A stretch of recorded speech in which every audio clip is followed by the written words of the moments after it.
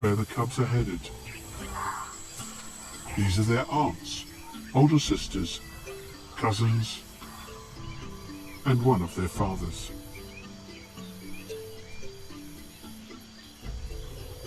This is their pride. But the cubs' journey is fraught with danger. Lions can be their own worst enemy. That's why their mother's bringing them in daylight, because most other lions are asleep. Hot sun and warm air makes them lethargic.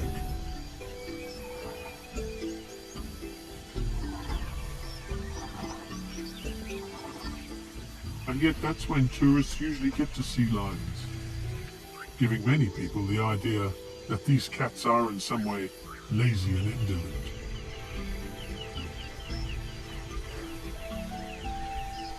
The truth is that lions are huge and bulky, yet have quite small hearts, and no sweat glands, so they have difficulty keeping cool. They have to pant, rather like a dog. But my time with these extraordinary cats has shown me that lions are far from lazy. Today the pride is easy for the cub's mother to find. In the Mara, a big collection of tourist vehicles is a sure sign the pride is near. The mother is completely used to traffic. Her sisters have been waiting for her. Between them they have 6 other cubs in 3 different age groups, and the mother lets her babies join the group.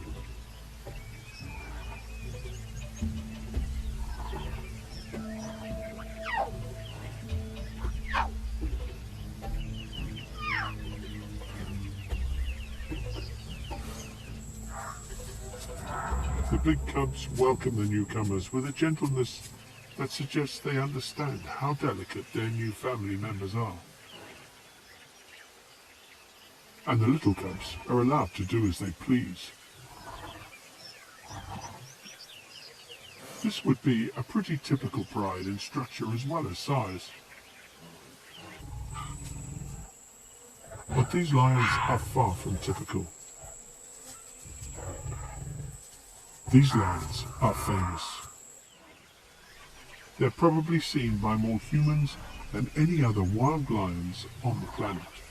From here, their images will be posted all over the world on Instagram and Twitter. As a result, they're perfectly happy with people as long as they stay in their vehicles.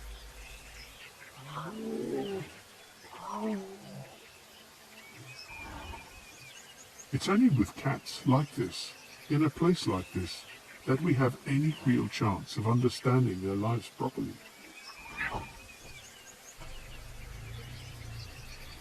If they weren't completely relaxed around people, we simply wouldn't see them. Lions know all about being invisible.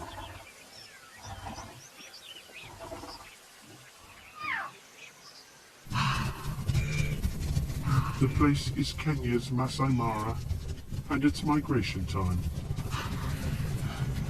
Huge herds from the south come to graze on the short new growth of grass.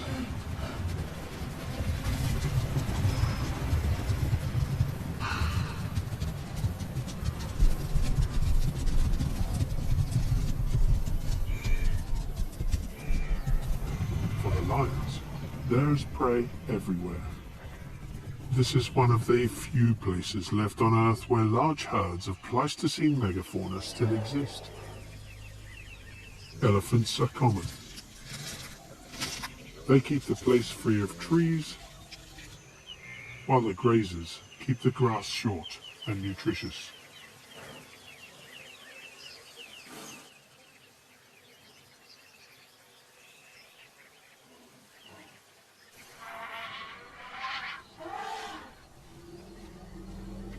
And lions have become an integral part of this habitat.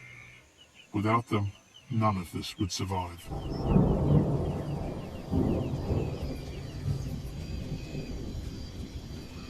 When a storm rolls in, as it does in the wet season most afternoons, the cool breeze wakes the lions up. Cats only yawn when they're about to move, not when they're tired. It's a sure sign they'll soon be on their way.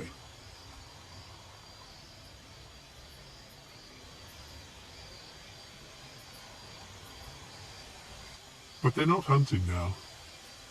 There's no point, as their prey can see them literally a mile off. And here, on this short grass, that is their biggest problem.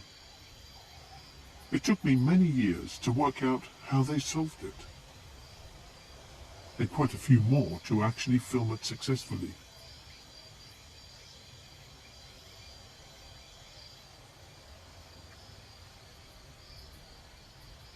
With no cover, these cubs have no chance of getting close. But it's good practice.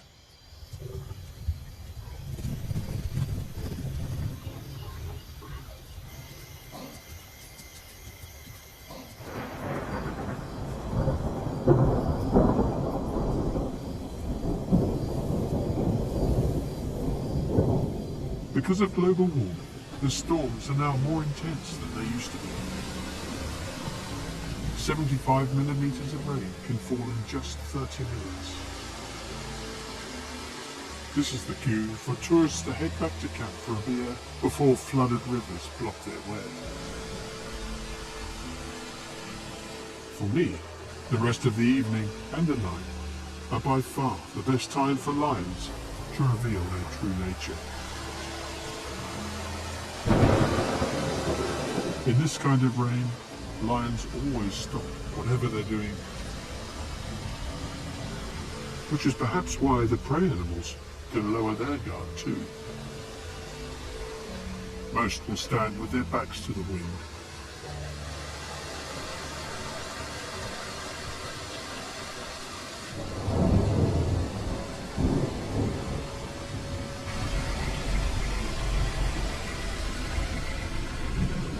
The lions seem impervious to the worst nature can throw at them.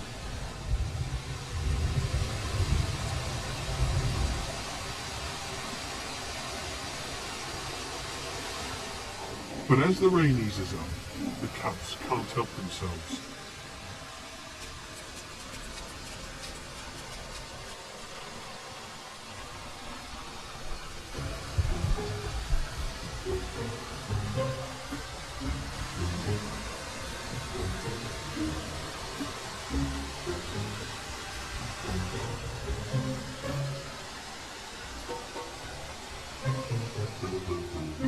Soon their mothers join in.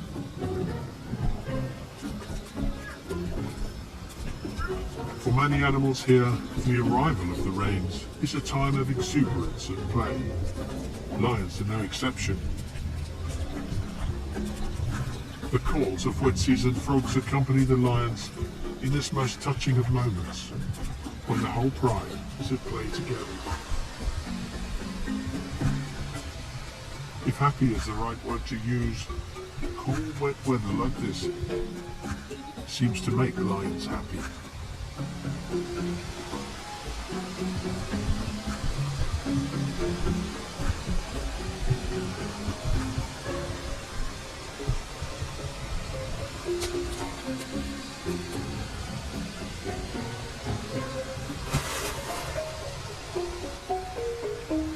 Light levels are dropping fast, and the lions are beginning to think about dinner.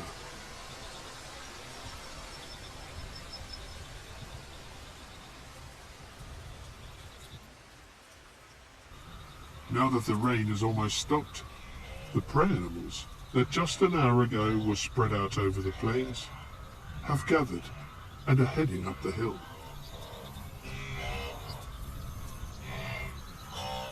The only explanation I can think of for this behavior, which happens almost every night, is that the hilltops are further away from the low-lying areas with cover where lions normally hang out. Since there'll be no moon until after midnight, and there's a thick layer of cloud from the storm, it's going to be very, very dark.